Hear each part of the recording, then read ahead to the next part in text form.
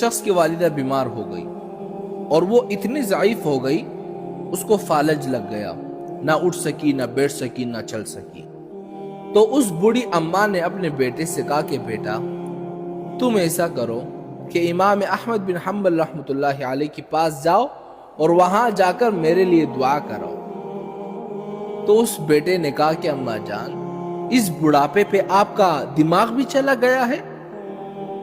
اتنے بڑے بڑے حکیم آپ کے لیے دوائی دے رہے ہیں، بڑے بڑے ڈاکٹر آپ کے لیے دوائی دے رہے ہیں، کوئی فائدہ نہیں ہوا، اور امام احمد بن حنبل رحمۃ اللہ علیہ آپ کے لیے صرف دعا کر دیں گے، آپ ٹھیک ہو جائیں گے۔ اماں نے کہا کہ بیٹا میرا کہنا تو مانو۔ اس نے کہا چلو ٹھیک ہے اماں جان، آپ کہتی ہیں تو میں چلا جاتا ہوں۔ یعنی اس لڑکے کے دل میں یقین ہی نہیں تھا کہ یہ کیسا ہو سکتا ہے کہ امام احمد بن حنبل رحمۃ اللہ علیہ صرف دعا کر دیں گے اور میری اماں ٹھیک ہو جائے گی۔ اتنے بڑے بڑے حکیم ڈاکٹر دوائی دے رہے ہیں، علاج کر رہے ہیں، کوئی فائدہ نہیں ہو رہا، امام احمد بن حنبل رحمۃ اللہ علیہ دعا کر دیں گے تو میری اماں ٹھیک ہو جائے گی۔ یعنی اس لڑکے کو یقین نہیں تھا۔ وہ لڑکا آیا امام احمد بن حنبل رحمۃ اللہ علیہ کے پاس۔ اس وقت امام احمد بن حنبل رحمۃ اللہ علیہ اپنے شاگردوں کو درس دے رہے تھے۔ جب درس سے فارغ ہو گئے، سب لوگ چلے گئے، تو یہ لڑکا آیا امام صاحب کے سامنے بیٹھا اور کہا کہ حضرت میری والدہ بیمار ہے، اس کو فالج لگ گیا ہے، تو میں دعا کرانے کے لیے لایا ہوں۔ میری اماں نے کہا کہ جا کر امام احمد بن حنبل رحمۃ اللہ علیہ سے دعا کراؤ۔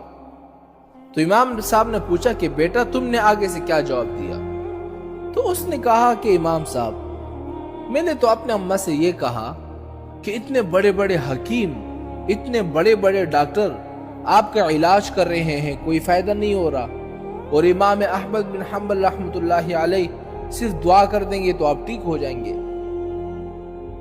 تو امام صاحب نے فرمایا کہ اچھا تم ایسے کرو، یہاں سے چلے جاؤ۔ بھئی جب تمہیں میری ضرورت ہی نہیں ہے تو پھر یہاں بیٹھنے کا کیا فائدہ؟ وہ لڑکا وہاں سے چلا گیا۔